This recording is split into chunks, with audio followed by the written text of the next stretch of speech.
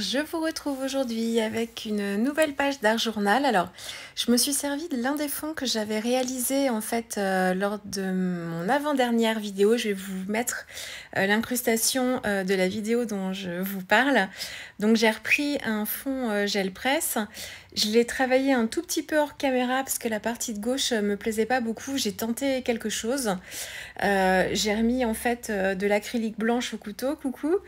J'ai mis de l'acrylique blanche au couteau. Ensuite, j'ai utilisé un masque avec une acrylique rose fluo et rouge fluo, mais le motif du masque ne me plaisait pas.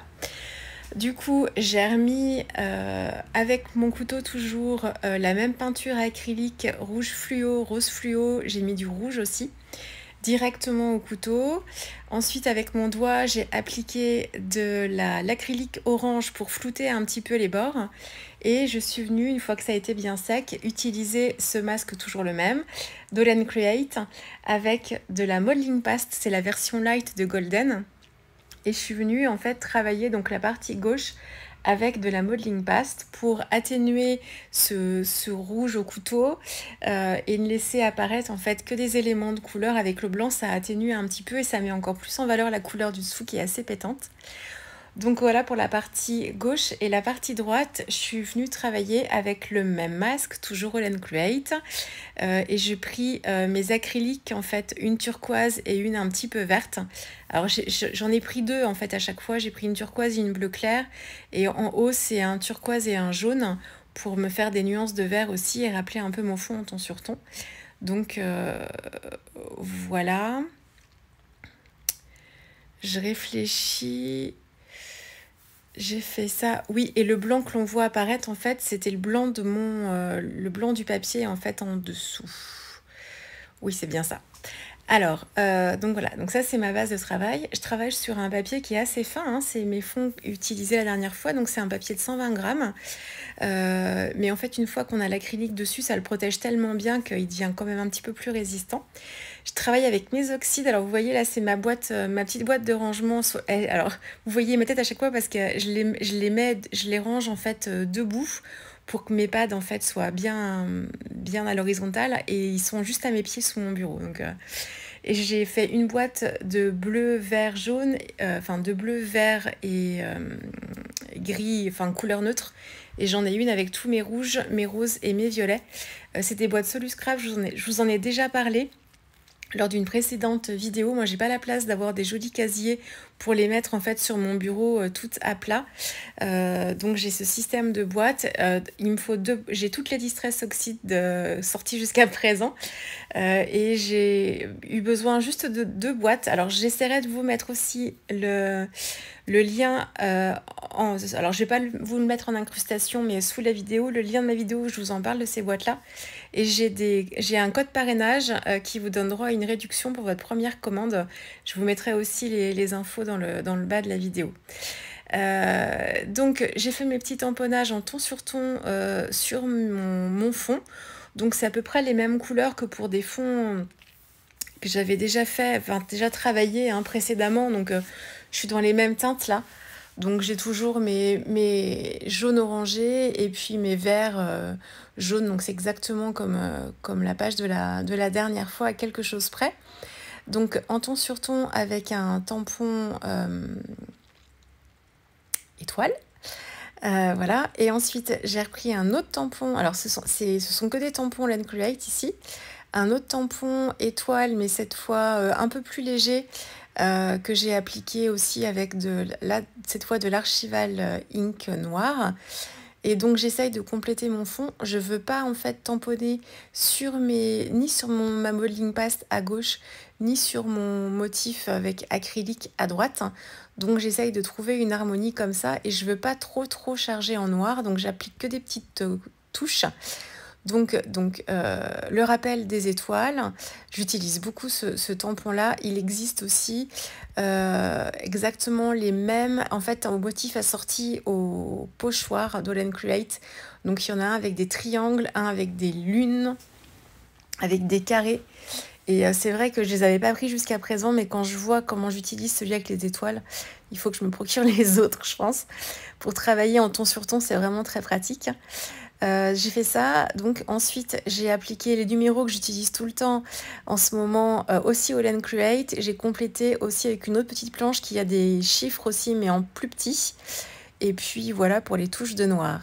Ensuite, je vais travailler avec encore 2 tampons de Art by Marlène. Cette fois, je quitte All Create.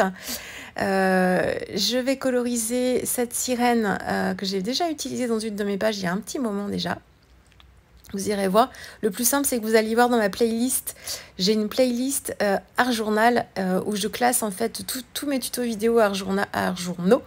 Et vous pourrez retrouver le visuel sur la petite vignette, le visuel de ma petite sirène serait plus simple. Autrement, je vais vous mettre des incrustations de vidéos toutes les 2 secondes. Donc, allez faire un petit tour sur la playlist, ce sera encore plus simple pour vous.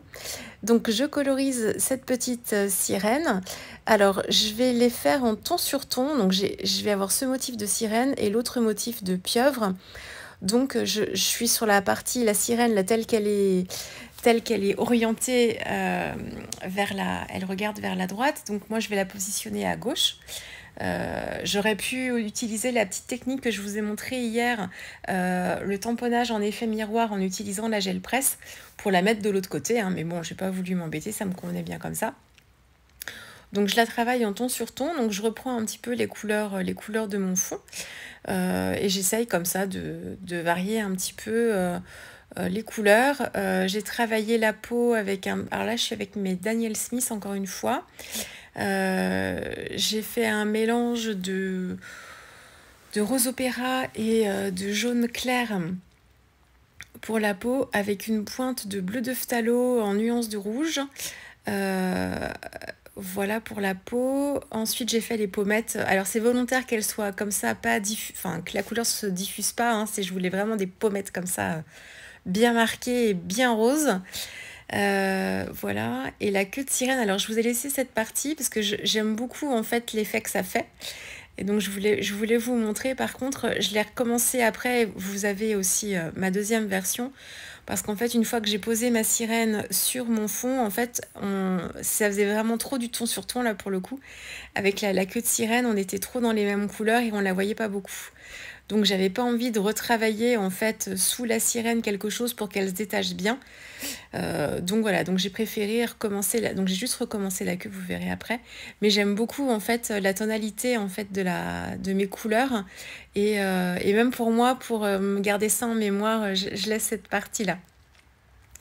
Les couleurs utilisées ici pour la queue, vous savez, dans mes Daniel Smith, j'ai pas beaucoup de couleurs et j'essaye de me restreindre. Alors j'ai acheté des sticks d'aquarelle, mais c'est pour une utilisation un petit peu différente. Mais j'essaye de me restreindre et de ne pas acheter d'autres couleurs Daniel Smith, même si je les aime beaucoup, parce que je veux vraiment m'exercer dans les mélanges de couleurs. Donc j'ai 3 couleurs primaires, un rose, j'ai un gomme goutte qui est un jaune qui tire vraiment vers le orange, qui est assez opaque. Et puis je me suis pris un sépia, un indigo, enfin dans des couleurs basiques, un sépia, un indigo et un grit pain. Et j'ai 2 couleurs scarabée, je vous l'ai déjà dit ça. Alors à chaque fois je dis couleurs scarabée, il n'y a que moi qui dis ça. Enfin, il n'y a que moi qui dis ça, peut-être plusieurs à le dire, mais je les appelle des couleurs scarabée parce qu'il y a des nuances en fait dedans. Et j'ai 2 couleurs lunaires, j'ai un bleu lunaire et un noir lunaire. Et j'ai un vert qui ressemble un petit peu au style de grain vert aussi. Voilà. Donc voilà, donc en fait tout ça pour vous dire que j'essaye de me restreindre, de ne pas trop acheter des Daniel Smith parce que vous voyez là c'est ma palette Sennelier Winsor & Newton que j'ai là et c'est qu'une petite partie de toutes les couleurs que j'ai qui sont dans d'autres palettes. Donc voilà, j'ai largement de quoi faire. Donc les couleurs, voilà, c'était... je reste toujours dans ce petit set de couleurs-là pour les Daniel Smith. Donc j'ai fait des mélanges rouge et jaune pour avoir des orangés, voilà, la base de la base. Et ensuite, pour la pieuvre, j'ai choisi... Donc je travaille en ton sur ton, donc sur la partie droite qui est en des bleus verts. Donc j'ai fait des mélanges avec ma Daniel Smith, mais pour aller vite, j'ai ressorti quand même ma palette d'aquarelle Sennelier Winsor & Newton parce que j'ai le vert véronèse et le bleu de cobalt ou turquoise cobalt, je sais plus, qui sont pile poil dans les couleurs que je veux utiliser. Donc voilà, je perds pas de temps à faire 36 mélanges avec mes Daniel Smith. Donc j'en ai fait un quand même, la partie la plus importante en haut de bleu là, de bleu vert, c'est fait avec mes Daniel Smith. Donc c'est un petit mélange de couleurs pour obtenir cette teinte là. Et ensuite, je suis partie avec mes senneliers pour compléter un petit peu et aller plus vite, surtout pour les tentacules, parce que je travaille en plusieurs fois, donc, et je travaille pas sur un papier aquarelle, là. C'est un papier Painton, donc il sèche plus vite. Hein, alors, il tolère très bien l'eau, les fusions se font pas trop mal. Enfin, il est plutôt, c'est un bon papier tout terrain. Donc, quand on dit que c'est un papier technique mixte, c'est vraiment ça. Il est vraiment fait pour travailler tous les types de médiums, que ce soit à sec ou en mouillé sur mouillé, ça fonctionne très bien aussi. Mais c'est pas un papier aquarelle quand même, donc on ne fait pas exactement les mêmes choses. Donc voilà, ensuite, donc j'ai fait des dégradés, donc jaune vers le bas, et je remonte un petit peu. J'ai essayé de l'apporter un petit peu de lumière sur la tête de la pieuvre en conservant des parties un peu plus claires, un peu plus vertes. Et là, je marque des zones de blond avec mon Posca blanc. J'ai fait la couronne aussi. La couronne, j'ai rajouté des petites paillettes. J'ai utilisé mon Aqua Shimmer de Nuvo. Donc c'est un petit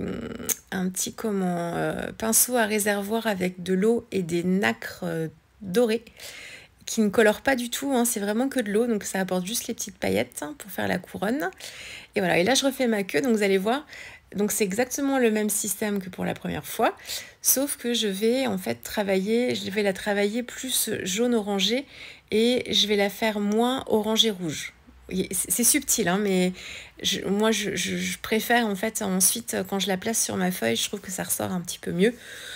Peut-être que vous préférez la version d'avant parce qu'elle est plus ton sur ton et du coup elles se font mieux. Après c'est là encore très subjectif et très très personnel. On est dans le côté artistique et là, les goûts et les couleurs, comme on dit, ça se discute pas. Donc voilà, donc, vous voyez, la technique est la même. J'applique, c'est exactement comme je fais mes colorisations de fleurs, hein, vous avez l'habitude. Donc je pars sur une base, bon là j'ai utilisé la technique du plus clair au plus foncé. Quelquefois il m'arrive, je vous l'explique souvent ça pour les fleurs, de faire l'inverse, de partir du plus foncé et de créer moi-même mon dégradé en étirant ma couleur. Alors ça demande un petit peu plus d'expérience, mais ça se fait très très bien aussi. Là j'ai pas pris de risque, hein, et comme je suis pas sur un papier aquarelle, ça limite aussi le risque d'auréole. Donc je pars du plus clair et en fait plus j'approche de la base de la queue, plus j'intensifie ma couleur et je suis un peu plus sur les orangés. Et l'inverse pour la queue de sirène, au niveau de la base de la queue, aller vers les pointes, la base est plus foncée que les pointes. Donc voilà, donc je recommence, je remarque les petites zones de blanc. Alors là, je me suis servi du packaging. Je suis très transparente avec vous, hein, je vous le dis je vous dis souvent, hein, quand même quand je me sers des visuels. Enfin, il y a plein de choses qui me sortent de mon imaginaire et de mes petites idées personnelles, et puis d'autres où je vous dis, hein, où est-ce que je prends mes inspirations. Donc là, pour les zones de blanc, je m'embête pas, je regarde le packaging, je vois un petit peu comment Marlène a placé ces zones de lumière, vu que c'est la dessinatrice, et ça m'aide beaucoup, beaucoup à reproduire ces zones claires et ces zones foncées en regardant le packaging. Et puis après, il y a aussi beaucoup d'expérience, et à force de faire et de se tromper, de mettre les zones d'ombre là où il faut pas et de mettre les zones de lumière là où il faut pas, où on se rend compte que tiens, finalement, j'aurais pas dû faire ça comme ça. Voilà, là je vais refaire aussi les lunettes. Alors c'était pas essentiel parce qu'en fait finalement je préférais la version directement colorisée sur le papier, mais bon c'est pas grave. Du coup ça vient assombrir un petit peu mes lunettes. Et là je veux vous montrer une petite technique pour remplacer le glossy. Vous savez que le glossy j'adore, mais je déteste la durée de séchage qui dure 3 heures, 3 jours, 3 semaines. Donc surtout sur des grandes surfaces. Donc ce que je fais quand le motif me le permet, j'utilise en fait de la poudre Wow. Et en fait c'est une poudre à gros grains qui s'appelle... Alors je vais vous mettre le nom de la poudre carrément parce que ça fait le même effet que la clear, classique. Par contre, les grains sont beaucoup plus gros et en fait, elle est faite pour apporter ce côté glossy en fait à différents éléments et à recouvrir en fait des parties beaucoup plus larges du fait que ce soit des gros grains. Voilà, vous pouvez faire quelque chose d'à peu près similaire avec de la clear, mais c'est dommage d'utiliser, en fait, ils ont une version chez WOW avec une clear qui est extra fine, qui est superbe, qui rend vraiment tous les détails des tampons. Donc quand vous avez des tampons avec justement plein de détails fins, elle est superbe. Je l'ai en clear et en blanche. Elle est vraiment top top, moi je l'aime vraiment beaucoup.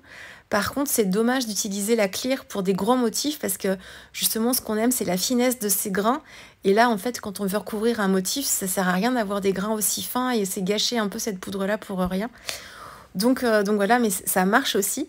Donc là, je vais vous mettre le nom parce que j'ai plus le nom en tête. C'est Ultra High Glossy ou Clear. Je sais plus le nom. Mais c'est vrai, elle est vraiment spéciale pour faire ça. Et moi, j'ai fait ici qu'une seule couche parce que je voulais pas apporter beaucoup d'épaisseur. Mais pour avoir un vrai effet glossy, un vrai effet bombé, faut pas hésiter en fait à remettre plusieurs couches. Donc c'est-à-dire, vous mettez une première couche de Versamark, vous mettez votre clear là, vous vous chauffez. Vous attendez un tout petit peu parce que c'est assez épais et du coup ça peut mettre ça met quelques secondes à bien se durcir. Ensuite, vous remettez votre Versamark sur votre motif qui a déjà été embossé une première fois. Vous remettez de la clear par-dessus, vous rechauffez et ainsi de suite. Et plus vous allez mettre d'épaisseur et plus vous allez avoir le côté bombé. Et voilà, alors le résultat est très bien. Franchement, moi, ça me convient, ça me suffit. Par contre, ce sera jamais aussi joli que le glossy. Je sais pas, le glossy, il a un truc, il est super transparent et il y a un côté très glossy quoi. Donc surtout quand votre glossy est pas trop vieux. Si vous avez une grosse bouteille et que ça fait longtemps que vous n'êtes pas servi, il a tendance à jaunir un petit peu. Mais si moi je prends que des petites bouteilles pour justement éviter que ça se perde et avoir toujours le côté clair et on a un effet vraiment de transparence qui est très très très fort et un côté bombé aussi qui est très important la première application. Le problème c'est que c'est très long à sécher. Mais avec cette poudre-là, on a le côté brillant quand même et le côté ciré qui est intéressant et c'est instantané du coup. Il faudrait d'ailleurs que je m'achète un crayon Versamark. J'aimais pas du tout les crayons Versamark avant parce que il faut aller très très vite pour embosser derrière, mettre la poudre et embosser derrière. Et c'est vrai que je n'aimais pas spécialement utiliser ces crayons. Par contre, pour faire de l'embossage très précis et utiliser ensuite cette poudre-là pour l'embossage et remplacer le glossy, j'aurais aimé le faire sur les yeux de la pieuvre, là, par exemple. Il faut que je m'en rachète un. Je dois en avoir un vieux, mais qui doit être complètement sec depuis le temps. Mais donc voilà, donc c'était ma petite astuce pour remplacer un peu le glossy. Et les poudres Waouh, vous avez plein de couleurs différentes. Moi, j'ai que des basiques. Hein. Je vous fais une grosse parenthèse, mais moi, je vous ai dit, hein, j'ai la clear, la blanche, et donc celle-ci qui remplace le glossy. On appelle ça aussi, ce que la fée me disait, on appelle ça de la UT. On appelait ça de la UT. Alors, moi, c'est vrai que j'utilisais ça au mes tout débuts dans le scrap. La UT, donc j'avais un paume. Alors, où est-il? Je ne sais plus. Par contre, j'ai pas souvenir que les grains étaient si gros que ça quand même. Mais apparemment, ce serait exactement la même chose. Et c'est vrai que quand je la chauffe, ça me rappelle l'odeur de mes débuts dans le scrap quand je l'utilisais dans mes tout débuts. Donc voilà, mais il y a plein d'autres couleurs qui existent. C'est vraiment des super bons produits. Alors du coup, j'ai collé donc ma queue de sirène que j'ai refaite et que j'ai embossée, je l'ai recollée. Donc ça me donne un petit effet en plus de volume supplémentaire. J'avais recolorisé les lunettes et les yeux à part en faisant la monture des lunettes un petit peu orange. Et j'ai fait pareil, Versamark et poudre à embosser par-dessus. J'ai fait des tamponnages sur le bas de ma page avec un tampon. C'est le tampon qui est un tampon corail, enfin coraux, qui se situe sur la planche de la pieuvre. Et alors je l'ai mis juste sur la partie droite parce que j'ai pas de modeling paste à cet endroit-là. Et j'ai fait des colorisations avec mes Pro marqueurs directement sur le fond de page. Et puis des petites gouttes de Posca noir, des petites gouttes de Posca blanc. Non, je n'en ai pas fait. Je n'ai pas l'impression. Non, je crois pas.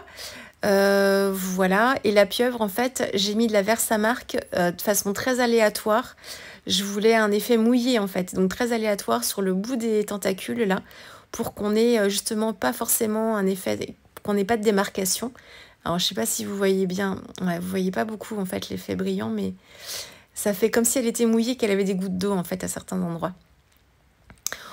Voilà, écoutez, j'espère que cette page d'art journal vous aura plu. Je l'ai collée sur un papier noir parce que le papier était fin et j'avais peur que mis au dos de mes pages précédentes d'art journal, en fait, elle se fragilise à force de la tourner.